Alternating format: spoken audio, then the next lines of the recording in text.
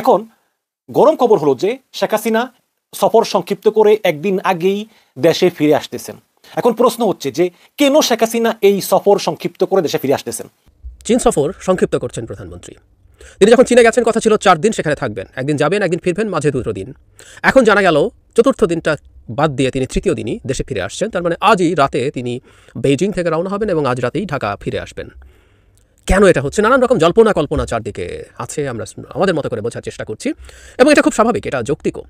প্রথম কথাটা হচ্ছে যে সরকারের দিক থেকে আগে কি বলা হচ্ছে সেটা একটু শুনে নেই, তারপর আমরা। চীন সফরে গিয়েছিলেন বাংলাদেশের প্রধানমন্ত্রী শেখ হাসিনা। তিনি কেন হঠাৎ করে তাড়াহুড়ো করে বাংলাদেশে ফিরে আসলেন? প্রিয় দর্শক শ্রোতা, আসল কারণ কি? এই বিষয়টি নিয়ে বিরোধী দলের নেতাকর্মীরা নানা রকম মন্তব্য করছে। তো বিস্তারিত জানবেন আজকের এই ভিডিওতে। পররাষ্ট্রমন্ত্রী ডক্টর হাসান মাহমুদ বলেছেন যে মেয়ের অসুস্থতার খবর শুনেই প্রধানমন্ত্রী শেখ হাসিনা চীন থেকে দ্রুত ফিরে আসার চিন্তা করছে। তা চলুন প্রিয় দর্শক, কথা বাড়াবো না, ভিডিওটি দেখলে এবং তাদের কথাগুলো শুনলেই হয়তো আপনারা বিস্তারিত জানতে পারবেন বা বুঝতে পারবেন। তো সবাইকে বলবো না টেনে সম্পূর্ণ নিউজটি দেখবেন, শুনবেন, পারলে শেয়ার করে দেবেন, একটা লাইক দিয়ে চলুন সবগুলো ভিডিও আমরা দেখে আসি। চীন সফর সংক্ষিপ্ত করছেন প্রধানমন্ত্রী। তিনি যখন চীনে গেছেন কথা ছিল 4 দিন সেখানে থাকবেন, একদিন যাবেন একদিন ফিরবেন, মাঝে 2 দিন। এখন জানা গেল চতুর্থ দিনটা বাদ দিয়ে তিনি তৃতীয় দিনই দেশে ফিরে আসছেন। তার মানে আজই রাতে তিনি বেইজিং থেকে রওনা হবেন এবং আজ রাতেই ঢাকা ফিরে আসবেন।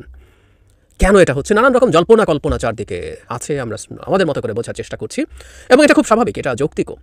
প্রথম কথাটা হচ্ছে যে সরকারের দিক থেকে আগে কি বলা হচ্ছে সেটা একটু শুনে নেই, তারপর আমরা একটু আমাদের মতো করে, এটা আসলে এক ধরনের স্পেকুলেশনই, আমরা অনেকেই অনেক কিছু করছি, আমরা একটু বলে রাখি কোনটা আসলে খুব নিশ্চিতভাবে বলা কঠিন।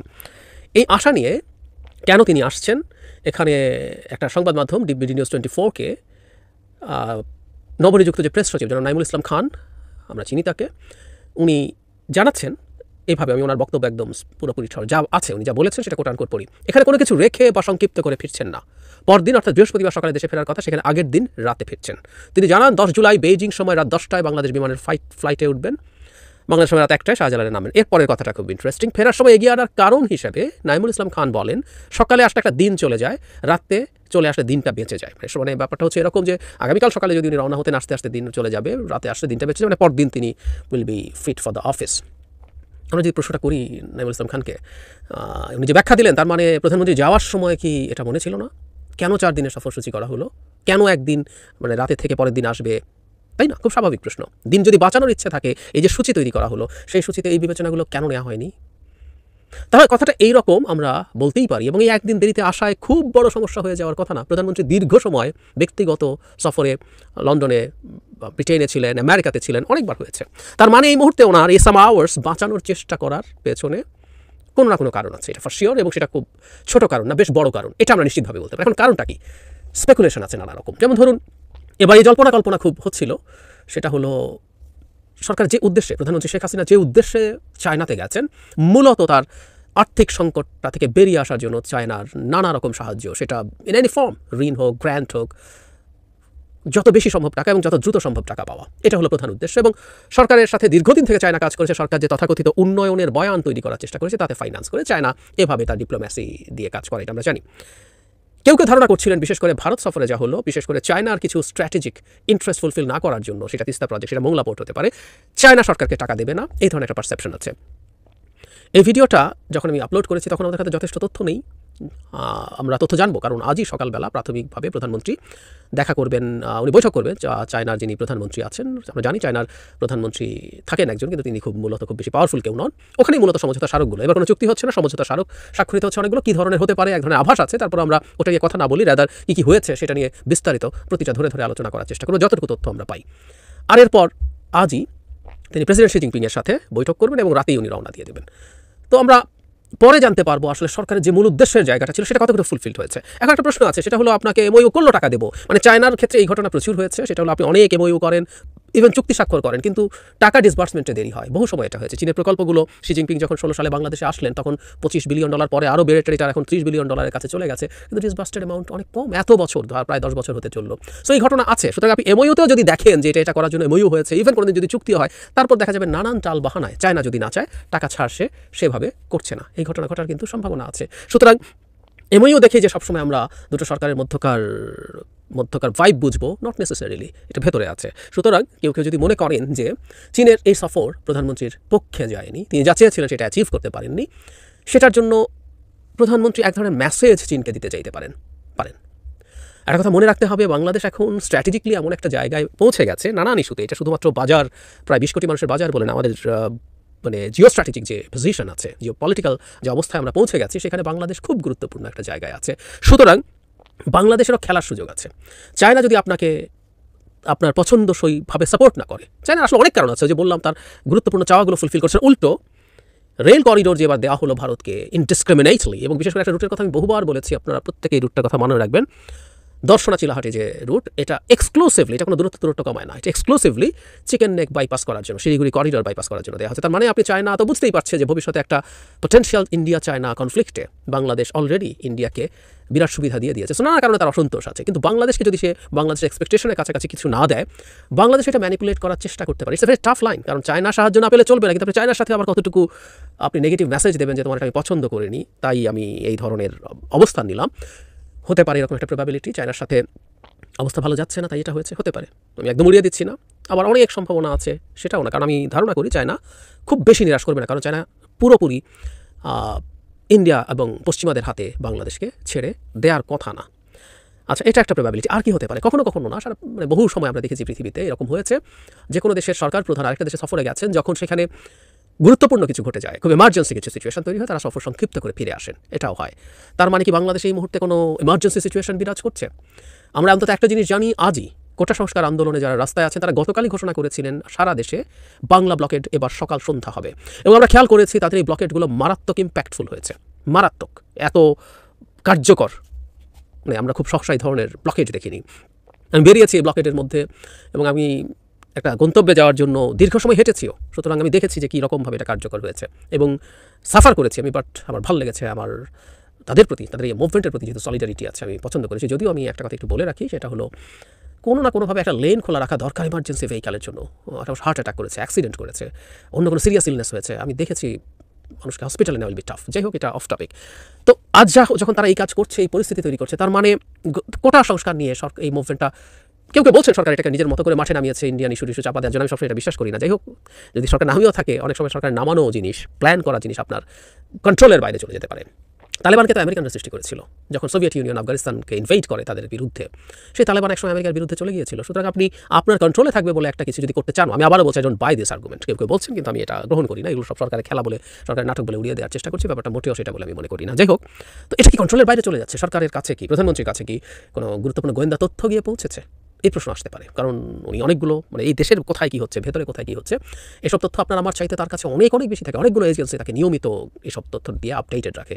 তাহলে কি এমন একটা এমার্জেন্সি যেটা আমরা দেখতে পাচ্ছি না, সেটা ম্যানেজ করার জন্য তিনি দেশে আসছেন? এই প্রশ্ন হতে পারে। এবং এর মধ্যে এমার্জেন্সি দেখার মতো এই কোটা মুভমেন্ট ছাড়া আর খুব বেশি কিছু দেখা যায় না, মানে এটা তো আছেই। এবং আমি বহু সময় একটা কথা বলেছি, এই ধরনের স্বৈরাচারী সরকারগুলো একটা ভয় সবসময় পায়, যেহেতু মানুষের মধ্যে তীব্র অসন্তোষ বা ক্ষোভ আছে, যে কোনো একটা ছুতোয় মানুষ নেমে যাওয়ার প্রবাবিলিটি থাকে, যে কোনো একটা ছুতোয়। তিনিশের এক্সাম্পল আমি বহুবার দিয়েছি, এটা একই রকম। এখানে কোটা নিয়ে মুভমেন্ট হয়েছে, কিন্তু একটা সময় যদি মানুষ রাস্তায় থাকতে থাকে, পলিটিক্যাল পার্টিস তো আছেই, সেটা ছাড়া সাধারণ মানুষ যারা তীব্র অসন্তোষের মধ্যে আছে, ও খেয়ে পরে জীবন ধারণ করতে পারছে না, ভোট দিতে পারছে না, নানান রকম সংকট নিয়ে এসে চলছে, এই ঝুঁকিটা কিন্তু থাকে। সুতরাং এটাও একটা কারণ হতে পারে তার ফিরে আসার ক্ষেত্রে, যে এই মুভমেন্টটা সরকারের নিয়ন্ত্রণের বাইরে চলে যাবার সম্ভাবনা কিছুটা হলেও হয়তো প্রধানমন্ত্রী দেখছেন। সো এই দুটোই প্রবাবিলিটি হওয়ার সম্ভাবনা। প্রধানমন্ত্রী শেখ হাসিনা 8 তারিখে চীন সফরে গেলেন, এবং এই চীন সফরে তিনি 196 জন লোক নিয়ে গেলেন।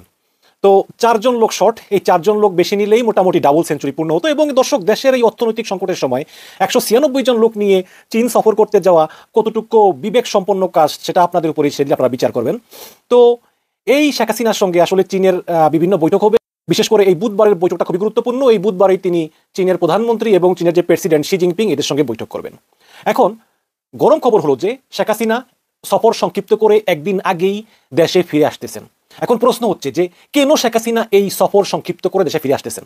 একটা সফর সূচি নির্ধারণ করার আগে যারা এক্সপার্ট আছেন, পররাষ্ট্র মন্ত্রণালয়, তারা দফায় দফায় মিটিং করেন, বৈঠক করেন, কোথায় কোথায় কার সঙ্গে বৈঠক হবে, সেই বৈঠক কতটুকু হবে, এবং সেই বৈঠকের পরের বৈঠক কতটুকু দূরের, সেখানে যেতে কতক্ষণ সময় লাগবে, তারপর কি বৈঠক হবে, সূচি নির্ধারণ হবে কি, এগুলো। তাহলে আমরা দেখেছি যে বুধবারই প্রধানমন্ত্রী শেখ হাসিনার সঙ্গে চীনের প্রধানমন্ত্রী এবং রাষ্ট্রপতির বৈঠক হয়ে যাওয়ার কথা, তারপর শেখ হাসিনা একটা দিন হাতে রেখেছেন বৃহস্পতিবারে। কেন তিনি সেই সময়টা রাখলেন সেটা আমরা জানি না।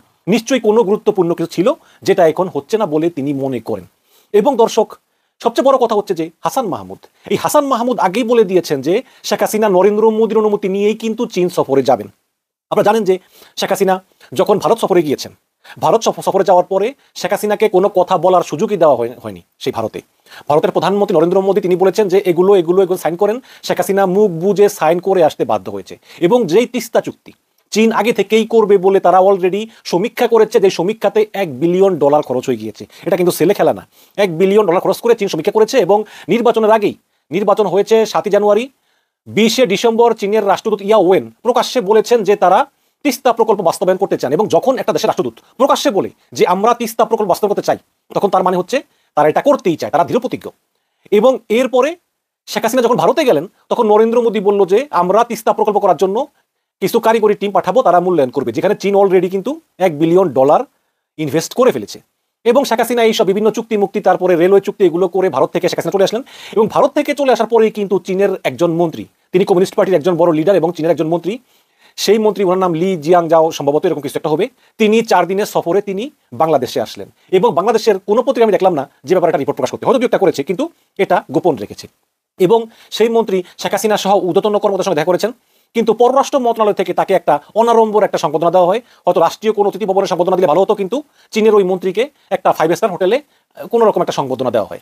এবং সেই মন্ত্রী সফরকে তেমন একটা গুরুত্ব দেওয়া হয়নি। এখন শেখ হাসিনা নরেন্দ্র মোদীর অনুমতি নিয়ে চীনে গিয়েছেন, চীন কি এটা ভালোভাবে নেবে? নিশ্চয়ই না। এবং দর্শক, আপনি জানেন যে শেখ হাসিনা খুব অর্থনৈতিকভাবে করুণ অবস্থায় আছে, বাংলাদেশ অর্থনীতি ভালো না। এবং শেখ হাসিনার এই মুহূর্তে দরকার $5 বিলিয়ন, যেটা তিনি চীনা মুদ্রায় এই বাজেট সহায়তা চাইবেন। কিন্তু আমি ধারণা করি যে চীন এই সহায়তা দেবে না। এই সহায়তা চীন দেবে না, কারণ নির্বাচনের পরে চীনকে আপনি অনেক কিছু দিবেন বলে আপনি এতদিন চীনকে লেজে খেলিয়েছেন। এখন নির্বাচন শেষ হয়ে গিয়েছে, সেই দামি নির্বাচনের মাধ্যমে আপনি আবার ক্ষমতায় বসেছেন, এখন তো চীনকে দেওয়ার পালা। ভারত আপনাকে একদম জোর করে নিয়ে গিয়ে, আপনি বলেছেন যে আমি তো নরেন্দ্র মোদীর শপথ অনুষ্ঠানে গিয়েছি, আর তো যাওয়ার দরকার নেই। ভারত বলেছে না, তোমাকে আসতেই হবে। এবং ভারত এটাও জানে যে এটাই শেখ হাসিনার শেষ সময়, এরপরে কি হয় বলা যায় না। কাজেই ভারত যত যা খুশি একদম সব কিছু সাইন টাইন করিয়ে যান মানে নেওয়ার সব নিয়ে, এমনকি তিস্তা প্রকল্পেও কারিগরি টিম পাঠাবে বলে তিস্তা প্রকল্পে চীনকে দূরে সরে রাখার জন্য শেখ হাসিনাকে চাপ দিয়েছে। এখন শেখ হাসিনাও কিন্তু চীনকে স্পষ্ট করে কিছু বলতেছে না যে কনফার্ম আমরা তোমাকে তিস্তা চুক্তি দেবো এবং তিস্তা প্রকল্প তোমাকে বাস্তবায়ন করাবো, এটাও কিন্তু বলতেছে না। এখন চীন তো বুঝে গিয়েছে, দেখুন চীন তো ঘাস খায় না। আচ্ছা, আমাদের থেকে চীন অনেক উন্নত, ভারত উন্নত, কিন্তু আপনি যদি ভারতের সঙ্গে চীন কম্পেয়ার করেন, চীনের কাছে ভারত শিশু। চীন সমস্ত বিশ্বকে লেজে খেলাচ্ছে এবং খেলে আমেরিকাকে পুরো একটা চ্যালেঞ্জের মুখে ফেলে দিচ্ছে এই চীন। কাজেই এই চীনের কি কিছু বোঝার বাকি আছে? এখন শেখ হাসিনা মনে করে যে তিনি অনেক চালাক, কিন্তু শেখ হাসিনা ভূরাজনীতির কিছুই বোঝে না। শেখ হাসিনা বুঝে দেওয়া। শেখ হাসিনার কথা হচ্ছে যে দেশ গোল্লায় যাক, যা হোক, আমার ভাই ক্ষমতা থাকা লাগবে। এটাকে কি ভূরাজনীতি বলে? তার মানে আপনি চুক্তি করেন ভারতের সঙ্গে, তার মানে ভারতে জিতে আপনি পরাজিত হন, আপনি ঠগেন, এটাকে কি কোনো ভূরাজনীতি বলে? বলে না তো। এখন শেখ হাসিনা চীনে গিয়েছেন, চীনে যাওয়ার পরে শেখ হাসিনা হয়তো চিন্তা করেছেন যে তিনি যে আশা করে চীনে গিয়েছেন 196 জন নিয়ে, সেই আশা দুরাশায় পরিণত হবে। এই সামান্য কিছু সমঝোতা স্মারক হয়েছে চীনের বিভিন্ন কোম্পানির সঙ্গে, কিছু সরকারি কোম্পানি আছে, কিছু বেসরকারি কোম্পানি আছে, কিন্তু মূলত তিনি যেই বাজেট সহায়তা $5 বিলিয়ন বাজেট সহায়তা, এটা তিনি পাবেন, এটা তিনি বুঝে গিয়েছেন। এবং বুঝে গিয়েছেন বলেই আসলে তিনি তার সফর সংক্ষিপ্ত করতে চান। প্লাস বাংলাদেশে একটা ছাত্র আন্দোলন চলতেছে, মুভমেন্ট চলতেছে, ঢাকা শহর অচল, এই অবস্থায় তিনি অস্বস্তি ফিল করতেছেন বলেই তিনি চলে আসতেছেন বলেই আমার বিশ্বাস। এবং দর্শক, চীন তো ঘাস খায় না, আগেই বললাম। দেখুন, চীন ভালো করেই জানে যে বাংলাদেশের 95% লোক ভারতকে পছন্দ করে না, এবং শেখ হাসিনার এই ভারত প্রীতি বাংলাদেশের লোকজন পছন্দ করে না। তারপরেও কিন্তু চীন শেখ হাসিনাকে সমর্থন দিয়েছে শুধু চীনের ভূরাজনৈতিক স্বার্থে। চীন এখানে বিভিন্ন শিল্পাঞ্চল করতে চায়, চীন তিস্তা প্রকল্প বাস্তবায়ন করতে চায়, চীন তাদের যেই কোম্পানি হুয়াওয়ে, তার মাধ্যমে বাংলাদেশের টেলিযোগাযোগ সম্প্রসারণে কাজ করতে চায়। এই সমস্ত নানা স্বার্থ কিন্তু চীন বাস্তবায়ন করতে চায়। এখন এগুলা যদি না হয়, যদি ভারতের ভেটো প্রয়োগের কারণে এগুলো না হয়, তাহলে চীন কেন হাসিনাকে সমর্থন দিবে না তো। কারণ চীন জানে যে হাসিনাকে ক্ষমতা থেকে সরিয়ে ফেলা চীনের জন্য কোনো ঘটনা না, কারণ বাংলাদেশের মানুষ হাসিনাকে পছন্দ করে না। এই কারণেই চীন হাসিনাকে ওই রকম কোনো সহায়তা বা ওই রকম কোনো চুক্তি দিবে না। এবং আপনারা জানেন যে এই সমস্ত বিশ্বে চীন যখনই বিভিন্ন কোনো দেশকে সহায়তা দিয়েছে, সেই সব দেশগুলো একদম চীনের বলয়ে এসে যাওয়ার পরে সহায়তা দিয়েছে। মালদ্বীপ চীনের বলয়ে এসেছিল, শ্রীলঙ্কা এসেছিল, অন্যান্য দেশ এসেছিল। কিন্তু আপনি ভারতের পক্ষ অবলম্বন করবেন, ভারত যা চায় তাই দিয়ে দিবেন, ভারতের কথা শুনবেন, এবং এই ভারতের কথা শোনা মানেই কিন্তু আমেরিকার কথা শোনা। এবং এই আমেরিকা এবং ভারত দুজনই কিন্তু চীনের ভূরাজনৈতিক শত্রু। কাজেই আমি আগেই বলেছি যে শেখ হাসিনার একটা সময় এসে গিয়েছে যে শত্রু মিত্র নির্ধারণ করা, যে তিনি আসলে চীনা বলে ঢুকবেন নাকি ভারত বলে ঢুকবেন। কিন্তু শেখ হাসিনা সেই ভারত বলে ঢুকে গিয়েছেন, কারণ হাসিনা মনে করতেছেন যে ভারত বলে ঢুকলে আমেরিকাও সন্তুষ্ট থাকবে। কিন্তু চীন যে অলরেডি $7 বিলিয়ন ঋণ দিয়ে ফেলেছে, চীনের অন্যান্য বিভিন্ন কোম্পানির $22 বিলিয়ন বাংলাদেশে ইনভেস্টমেন্ট আছে, এটা কিন্তু শেখ হাসিনা মনে রেখেছেন, কিন্তু আর কিছু করার নেই। এখন শেখ হাসিনা ভারতকে যা যা দরকার সব দিয়ে এসেছেন, তিস্তা প্রকল্প শেখ হাসিনা কথা দিতে পারতেছেন না। এখন চীন কোন আশ্বাসে বিশ্বাস করে শেখ হাসিনাকে সহায়তা দিবে, বাজেট সহায়তা? প্রশ্নই আসে না। চীন হচ্ছে খুবই একটা বুদ্ধি সম্পন্ন দেশ, এবং চীনের বিভিন্ন উইং আছে, তারা অনবরত এসব বিষয় রিসার্চ করতেছে, এবং তারা জানে, তারা বুঝে গিয়েছে যে শেখ হাসিনার কাছ থেকে আসলে কোনো কিছু আপন নাই। শেখ হাসিনা আসলে শুধু মিথ্যা আশ্বাস দিয়ে নিজের অবৈধ ক্ষমতা দীর্ঘস্থায়ী করতে যাচ্ছেন, এটা চীন ভালোভাবেই বুঝে গিয়েছে, এতে কোনো সন্দেহ নেই। এখন চীন যদি মনে করে যে না, আমরা হাসিনাকে সমর্থন দেব না, তাহলে কিন্তু ভারতও হাসিনাকে টিকিয়ে রাখতে পারবে না, কারণ বাংলাদেশের জনগণ হাসিনার বিরুদ্ধে, এটা চীন ভালো করেই জানে। এবং এই যে হাসিনার 196 জনকে নিয়ে যে ব্যর্থ সফর, চীনের ব্যর্থ সফর করে তিনি আসবেন, এই বুধবারই তিনি চলে আসবেন একদিন আগেই, এতেই প্রমাণিত হয় যে হাসিনার এই চীন সফর পুরোপুরি ব্যর্থ। এবং বিএনপির যে চীনা উইং আছে, পররাষ্ট্র মন্ত্রণালয়, তারা কি করে আমি বুঝি না, তাদের উচিত চীনের সঙ্গে সম্পর্ক জোরদার করা এবং জোরদার করে হাসিনার উপর চাপ প্রয়োগ করা, এবং রাজপথের যে আন্দোলন, হাসিনাকে উৎখাতের যে আন্দোলন, সেই আন্দোলনে পরিপূর্ণভাবে চীনের সমর্থন আদায় করা, এবং এটাই হবে হাসিনার পতনের একমাত্র উপায়। দেখুন, ভারতকে যা দিয়েছে, ভারত চক্ষু লজ্জায় হয়তো অনেক কিছুই বলবে না, কিন্তু চীনকে দিয়ে এবং বিএনপির চীনা উইং এবার তদবির করে চীনের পুরোপুরি সহায়তা যদি বিএনপি পায়, তাহলে রাজপথে আন্দোলন সহজ হবে, এবং বাংলাদেশের জনগণও কিন্তু এই চীনকে এবং এই বিএনপিকে সমর্থন করে তারাও অংশগ্রহণ করবে, এবং এটাই হবে বিএনপির জন্য একমাত্র উপায়। যে প্রিয় দর্শক শ্রোতা, ভিডিওগুলো আপনারা দেখলেন এবং শুনলেন অনেকের কথা, অনেকের মন্তব্য। তো কী জানলেন, বুঝলেন, সেটা অবশ্যই আপনাদের মূল্যবান মতামত ভিডিওর কমেন্ট বক্সে জানাতে ভুলবেন না। আর হ্যাঁ, পারলে ভিডিওটি শেয়ার করে সবারই দেখার সুযোগ করে দেবেন। আর আমাদের এই চ্যানেলে যদি আপনারা নতুন হয়ে থাকেন, অবশ্যই প্রতিনিয়ত এ ধরনের সকল প্রকার নিত্য নতুন আপডেটগুলো পেতে আমাদের এই চ্যানেলটি সাবস্ক্রাইব করে আমাদের সাথে থাকবেন। ইতিমধ্যে যারা সাবস্ক্রাইব করে দিয়েছেন তাদেরকে অসংখ্য ধন্যবাদ জানিয়ে ভিডিওটি এখানে শেষ করছি। সকলে ভালো থাকবেন, সুস্থ থাকবেন। আল্লাহ হাফেজ।